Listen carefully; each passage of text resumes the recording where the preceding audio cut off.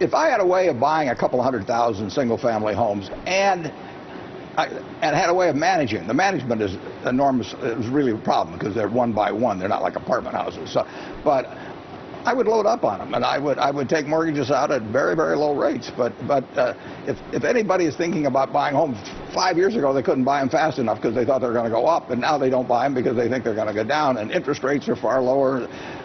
It's a way, in effect, to short the dollar, because you can take a 30-year mortgage, and if it turns out your interest rate's too high next week, you refinance lower, and if it turns out it's too low, the other guy's stuck with it for 30 years. So it's a very attractive asset class now. So I thought it was good to start off with a video there of Warren Buffett, because there's only 3 things we're trying to achieve today. The first one is to decide whether there's an opportunity in America. The second one is to decide what is the opportunity. Is it houses, is it apartments, and where to invest? And the third one is that without management, there is no investment. Would we agree with that? So, like he said there, it's a great investment if he can get a couple of 100,000 houses if he could manage them. And most importantly today, if we can answer those 3 questions for you, then we believe we've achieved our objective. So for me, there's 5 things that caused me to really look overseas aggressively. The first one was the rule of law. I'm sick and tired of kicking my tenants out of properties here in South Africa. I have a wife that is a property lawyer, so technically I could do everything completely legally, but it's just a complete waste of time, frustration, and everything else. And believe it or not, in first world countries, I really don't understand why, but in first world countries, the rights of a property owner are protected. The second one, and I don't want to go into a lot of detail on this, we all know what's happening in terms of the political and economic instability. The one that I'm really concerned about, the third thing for me is what I call wealth preservation. And, you know, I'm a big believer in this country. We understand how important land is. I completely buy into land redistribution. I understand that in 1994, 95% of the land was owned by 5% of the population, and we need to rectify that. The question is how we do it for a sustainable future. And what worries me, and this is according to the Center for Constitutional Rights, a lady by the name of Nikki de Havilland, they're looking at the government's agricultural framework. There's been a commission appointed on foreign ownership, and there's also a draft policy on the expropriation bill. And the most important thing that they're looking at is the right to lawful, reasonable, and procedurally fair administrative action limps a weak third. Basically, they identify the land for redistribution. They follow it by a notice for expropriation. After it is expropriated, they take ownership and possession of the property. It is only after transfer of the property that the question of compensation is considered. There's 5 things that Nikki de Havilland, you can see there, she's the Deputy Director of the Center for Constitutional Rights. And if you're interested, there's all the details. Go and check it up yourself. There's 5 things that she's really nervous about. The state has effectively shifted the constitutional burden of cost of the land reform from the individual, from the state to the land to the individual. Secondly, it'll have an impact on the property market as a whole. Can we agree that if they take a farm in Pofadder, it'll affect the value of this building? Anyone disagree with that? Please, disagree with me. I'd like to have a debate. No? I just want to tell you personal experience. When I was in England helping British and Irish investors invest in South Africa, the moment the Zimbabweans started taking farms, they were like, you guys are taking your farms. We're like, dude, that's like Ireland is to England. They don't understand. Neither will we in our own country. The fourth thing for me, and this actually just annoys me, is that 80% of South Africans or more that invest overseas actually lose money. That was research done in 2010. And that's not just property, that's shares, that's everything. And myself and Henny actually worked on this about 2 years ago to try and understand, when this research came out, why that happened. And we believe the number one reason that that happened is that people make emotional decisions and they make crisis investments. And then lastly, one that's very important for us as South Africans is the currency devaluation. Our inflation rate in South Africa, the 10-year average is 9%. We're currently sitting at 5.5, although it's starting to push higher towards 6. The American 10-year average is 3%. It's currently sitting at about 2%. So that's the economic fact. Can we agree that it's economics 101? If our inflation is higher than someone else, our currency has to devalue over the long term. It's economics 101. Then obviously we've got the sentiment side, Whether it's the OECD, Zuma, Kasatu, George Soros shorting the rand, it doesn't matter. They're playing up and down and manipulating the rand and where it's actually going. That, for me, is one of the most fundamental reasons that we as South Africans need to compare an apple with an apple. So if I'm getting a great return in South Africa, fantastic, but I've got to compare an apple with an apple in terms of my long-term wealth, in terms of where I actually am. So this is Clem Santa. Everyone in the room knew him. That book is, I would highly recommend it, The Mind of the Fox. Clem talks about, and I go into this in a huge amount of detail in our webinar. In this webinar, we spoke about it for 2 hours. And I know you guys are from Joburg, and so most of you haven't surfed. Am I right or wrong? But to be fair, you've probably swum in the sea, haven't you? Yeah? So I like the analogy of the sea. And if you've got the wrong flag up, I don't know, do you know what this flag over here means? Okay, just a quick tip. When you go down to Durban or Cape Town, if you see that flag, get out the water. It means there's a shark in the water, okay? And my point is, once you know the flags, you can be out at backline, you can be surfing, you see the flag change, you're like, right, I need to change my strategy. But there's one overwhelming thing when you look at research back to 1975, and that's the fact that the American market is the most undervalued market based on real terms, based on income, based on yield, based on any one of the 5 metrics that you want to look at. So what I tried to do with Clem Santa was to say, listen, if we're looking to invest internationally, because the world is going global, it's become a small village, how do we decide where to invest? So that there's 4 fundamental things that you need to look at if you're trying to invest in international property. The first one is your economic risk. What is the risk in the country? And this is based on hard facts. It's based on Clem Santa's scenarios of both the global and the South African scenarios. The second one is the value of property. So can we agree, one of the reasons I'm not investing in London right now is that the London market, at the back end of 2008, after Lehman Brothers, it took a big hiding of about 15% to be exact. And from October 2008 to June 2009, there was a great opportunity in London. But what happened was there was more demand than there was supply. There was no supply coming into the market. And so within 12 months, they sapped up the inventory. The prices recovered within 12 months by 17%. And since the end of 2009, prices have actually ticked higher and higher and higher since the crash. So for me, the challenge I've got in London right now, and you must understand, I own a number of properties in London.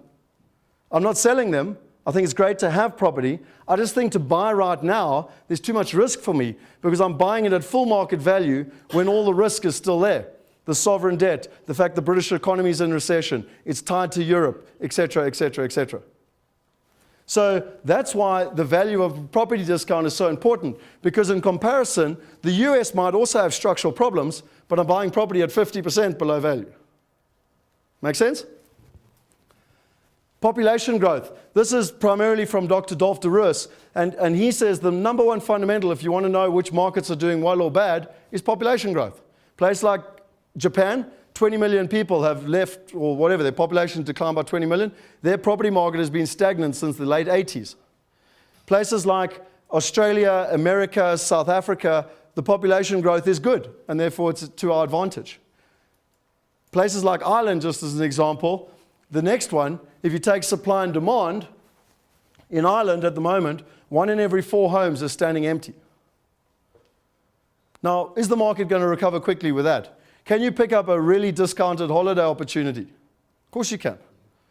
But don't kid yourself that you're going to be able to rent it quickly and have a decent investment return. So for me, supply and demand is fundamentally important. And if you knew that in 2004, 1 in every 4 homes in America that was built stood empty, would you have been able to foresee the future? Yes, no? With the population growth, you had better prospects for it. You've got population growth, you're right. But the bottom line is they're building more houses than there was demand, by 25%. And when you've got that fundamental problem, it will cause chaos later down the line. And we all saw what happened. So that's why supply and demand has to be taken into account. And this is the third pillar, and we put them in a 60-40 weighting. And the fourth one is the rule of law. Now, why is rule of law important? Anyone want to venture a guess? Management? Protects you when things go wrong? Managing risk. For me, if you look at India, India will give a perfect score. Yes, yes, yes, yes. But the fourth one, no. Anyone who knows I've done quite a lot of research into buying in India because I think, right, we've got population growth, we've got economic growth, we've got supply and demand, we've got all the fundamentals. But do you know that in India, if you buy a property, even the Indians that I know, because only Indian nationals can buy property, even the Indian nationals that I know that buy property just hold it. They don't even put a tenant in it. So they only rely on capital growth. Now for me, that's ridiculous. That's not an investment. They might as well buy gold. Make sense? So that's why India gets a low rating on that one. I believe basically to understand the future, you have to understand the past. So for me, there's two fundamental things that happen in America, and we need to understand what they are that caused the chaos to then understand why we can rely on the future, or at least predict the future. Does it make sense? So the two things, the very first one is the subprime crisis. Now we all know about the subprime crisis, but does anyone know what caused the subprime crisis? Anyone? Reckless lending? This man's 100% right. So it was reckless lending, but to get into the dynamics of that reckless lending, it was actually what they did was that I would come along to Gary here, and I'd say, listen, Gary, do you want to buy a lovely house on Mount Street? It costs 10 million rand. I know you only earn 10,000 rand a month. Don't worry about that. You just have to give me a stated income telling me you earn 150,000 rand a month. You just sign the form. You don't have to prove anything. Just sign the form. It's called a stated income loan, and then literally I'll give you the mortgage. We'll do it. We'll fix it at about 2 to 3%, and we will, as you said, it'll be fixed for 3 years. Cool? So off I go. Now, if Gary was intelligent, hopefully he would go, but hang on, what happens after 3 years? Okay. And what I would say in that situation is, dude, the market's going through the roof. The prices would have gone up. We'll just remortgage the property, get you refinanced, and you'll be fine. It didn't happen like that. It's exactly as this gentleman said. What happened was, after 2-3 years, they came to the end of their fixed period. The property market had started to go down. The banks couldn't refinance. And suddenly Gary's mortgage jumped from 3% to 7%. Now, what Gary did is that he's got non-recourse lending, which basically means they can't come after him. They can just come after the property. So he just put the keys in an envelope and he posted them to the bank. And it's called jingle mail because it jingles when it arrives. So there's 3 reasons why we're extremely excited about America and what's actually happening in America. The first one is the story. The second one is the timing. And the third one is the partners. With regards to the story, but the one that's most important to me is replacement value. Can we agree we don't really care what the highs were of 2007? Because it doesn't necessarily represent anything. But can we agree that if it costs $100 to build a house and I can buy it for $50, that represents value? Yes, no? You know, so for me, from a common sense perspective, I'm not necessarily sure if it'll take 1 year, 5 years, or even 10 years. But the bottom line is, the value of my property has to recover back to replacement value before they can start building new houses with the population growth. And so for me, when I went to America with Neil and with Brendan, that was what really shocked me, was the replacement value and the discounts that you were buying off replacement value. In terms of timing, a lot of people focus on this. Are we there? Are we there? Are we there? Are we there? Are we there? And the problem is that most people have analysis paralysis. They continually wait for the market to turn, and by the time the market's turned, they've missed the opportunity. So what I always have done is believed in focusing on the fundamentals. And a personal story here, I bought a house in London in March 2002. Now, as a matter of interest, I own this property. It was probably worth about £500,000 in the back end of 2008. And by the back end of middle of 2009, back in 2009, it was probably worth, I don't know, anywhere from £350,000 to £400,000. Am I happy or sad? Depends what I paid for it. If I'm going to hold it, it makes no difference. What's your income? What's your yield over time? The bottom line is, my income is about £2,500 on that particular property. My mortgage was £270,000. And because my base rate was base minus 0.36, now base is 0.5%. So my interest rate was 0.14%. So I was paying £26 a month for my mortgage. I was paying £55 a month for my DSTV subscription. And to be honest, if you're earning £2,500 a month and your mortgage is down here, I hope that the English recession continues forever. Do you see that I don't really care about what happens with the capital values? For me, it's a cherry on the top. If you buy well, then you hold for the long term and you benefit from the passive income. And that's what I come back to with the timing. Everyone gets so confused. Is the market going up? Is it going down? Is Obama going to have an impact or not? Is quantitative easing going to have an impact or not? Don't worry about that stuff. Is this a good property? What is my return? Can I rent it? And is it sustainable? And if it ticks those boxes, awesome. And then lastly for me, and I believe this is probably the most important one, is that we're only as good as our partners. I want to live here in South Africa. I don't want to live in America. And so I have to have someone on the ground that's going to execute on the opportunity. And I love this research in terms of the laws of nature, but a bird flying on its own versus a flock of 25 birds, a bird flying in a flock can fly 70% further. So, if you want to fly over to America and learn all the hard lessons yourself and do all your own due diligence and, et cetera, that's fine.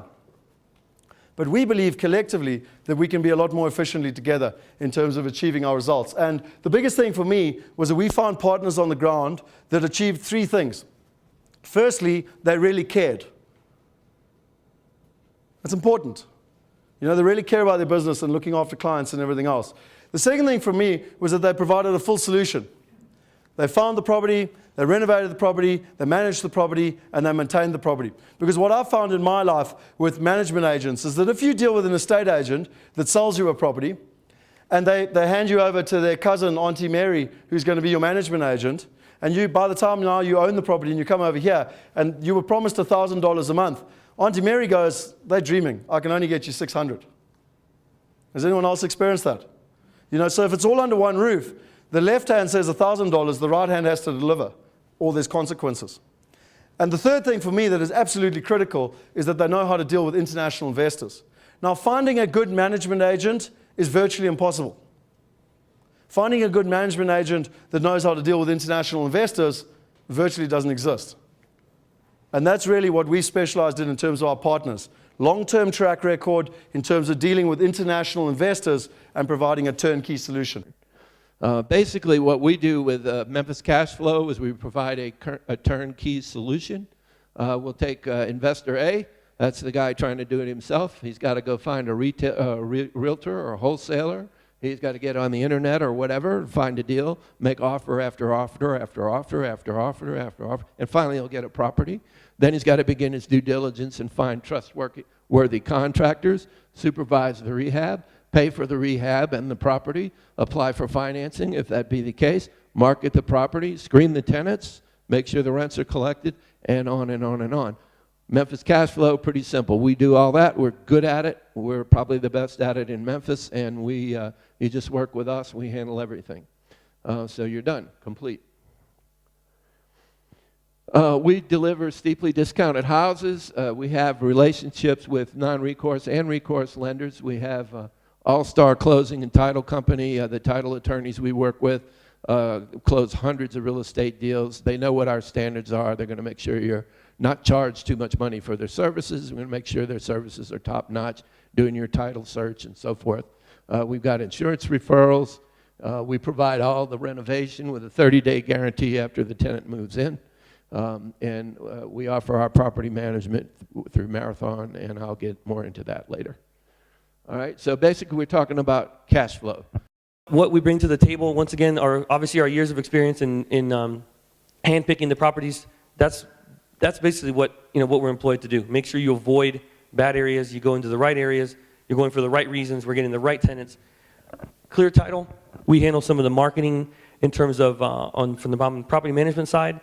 All properties, or all owners, have a owner portal where you sign right in with your email address and you see exactly where that property is being marketed at all times. It's actually a live spreadsheet.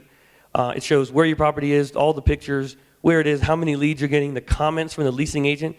It's very important also to note in terms of property management, and I know John's going to speak to this as well. We want to get the tenant in as soon as possible, obviously. In most cases, the people that hear that about with us, they have tenants, and that's great. We want to get them in as soon as possible. We also want to get the right tenants. Very, very important. We don't want to just put warm bodies in properties and then have an eviction process in a few months. And I know that Scott probably talked about how easier, relatively speaking, our eviction process is than yours. And it is about 21 days, and all that's true, but you still want to avoid it. There's still costs with that. It's a headache. Then you're going to have it empty for at least, another month, and they might damage it. You just don't want to do that. So if it takes another month or so to get the right tenant, it's very, very important. In terms of the marketing, the portal that we use that you have the access to will show where the properties are. It shows your actual listing, how it's described, all the pictures. Because, don't get me wrong, there's good opportunity in Australia, but there's just better opportunity in America right now. And so really, Henny came over with me in August, and Brendan, and the three of us went over. As you know, Brendan's been investing in America. And we effectively created and got Wealth Migrate going. And the principle behind Wealth Migrate is effectively creating global wealth. It's a balance between technology and nature's laws. It's why we use the birds. I've already told you that one bird flying in a flock can fly 70% further than a bird flying on its own. To tell you what we are not a fund and we are not a syndication. What we created was a completely different concept. It's called crowdfunding, and basically there's a number of principles. Firstly, there are no fees. There are no fees in the front, there are no fees in the middle. There are no fees. Secondly, our interests are completely aligned. We are investors ourselves. Our US green dollar is the same color and treated in the same way as your US green dollar. Syndication, they take the fees first and then they only invest with the balance. Now, the reason why the syndication model all over the world has fallen over is because the capital growth stopped. And it was easy to hide things when you bought it for $10 and it became $20 and they made lots of fees in the process and everyone thought they were quite clever. But when the property market stopped, Henny's business partner, Peter's got a beautiful saying. He says, even a turkey can fly in a hurricane. Anyone not understand that? Anyway. So that's the difference. And just as my interest with crowdfunding basically will go, and this is according to Forbes magazine, will go as high as $500 billion in 2013, compared to $1.5 billion in 2011 and $3 billion in 2012. Now, just as a matter of interest, two things that are important there. One is, this trend is going to change the world. If you learn nothing else from today, remember that. If anyone here is in banking, unless you change the way you operate, you will be destroyed. My point is, if you're driving an Volkswagen and someone brings you a Ford motor car, do you want the Ford motor car? It's going to change the world, I guarantee it. The second thing, it's similar to a stock file cooperative in terms of mindset. But the beauty is here is that can we agree today that certainly America is something of interest to look at in terms of the world markets? Yes, no? Which country was the first country to be forward-thinking and adopt technology and to put crowdfunding into legislation in the world? It's America. It's America. And interesting enough, I just heard 3 days ago that England has just passed legislation as well. So the beauty we've got, and it's literally like an opportunity unprecedented. It's the right market with the right legislation from a technology point of view to take advantage. So just in conclusion, what we basically provide is access to global opportunities, the property investment expertise, simplicity in terms of the complication, huge risk reduction. I learned something from Henny. He said, I would rather own 10% of 10 buildings than 100% of one building. And lastly, it provides a lower barrier to entry in terms of getting involved. On the growth, we literally sat with Ian Scott. Ian Scott is the managing partner of Grant Thornton. Anyone heard of Grant Thornton? Yeah, top 5 accounting firm. They are equity partners in Wealth Migrate. They've invested their money personally in Wealth Migrate. They fulfill 3 things. They're doing the tax, the structuring, and the compliance. At the end of the day, Henny, myself, Brendan, we like property. We're good at finding property deals. They're the guys that look after making sure that all the T's are crossed and the I's are dotted. Some of the frequent questions that we get, which I think are very important. The first one is, when I look on the internet, the valuations seem much lower. Now, this is a constant challenge, and we have it all the time. And I wanted to just share with you. This property here, if you bought this on the internet, and this is actually funny enough, I got lots of, Neil, you and lots of pictures here. But so Neil, me, and Brendan were looking at this property. Now, if you were looking at this property on the internet, because generally they've only got an outside picture, what would you give this out of 10? 7 out of 10? Are you happy that it's a 6+? Definitely. Huh? So now this property, you've been offered a property for 120, and this one's on the market for, I don't know, 90. Oh my word. Holy crap. Look at this. Lee? Did you want this souvenir right here or not? Something. Never mind, you got enough of that back home. Is it, did they just leave it like this? No, they left it like this. But This is what happens. Okay? And this is not unusual. sticks. Oh, yeah, yeah. I mean, someone said to us in Pretoria yesterday, said they like the people in South Africa. But I mean, to be fair, can we agree that when you get repossessed, it doesn't matter whether you live in South Africa or America, you're pissed off with the system. You take out that particular house, they've taken out all the copper pipes because you can sell the copper pipes. They've taken out the geysers, they've taken out the air conditioning. They destroyed the house, as you can see. One of the big things that people ask about is management and maintenance. It's a very big concern for most people. You know, if your house is in Johannesburg, you arrive with a baseball bat if the tenant's not paying, and you know you can fix the tap if it's leaking. The bottom line is it's over, you know, a long way away, and you can't do anything about it. We've got, and I have been through this in detail, the guys provide a full solution, management and maintenance.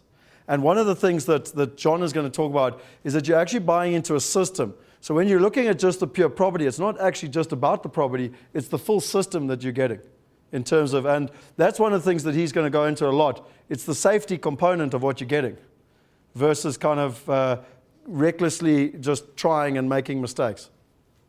In the United States, being that I'm in Orlando, I have 2 real estate companies in Orlando that serve international investors.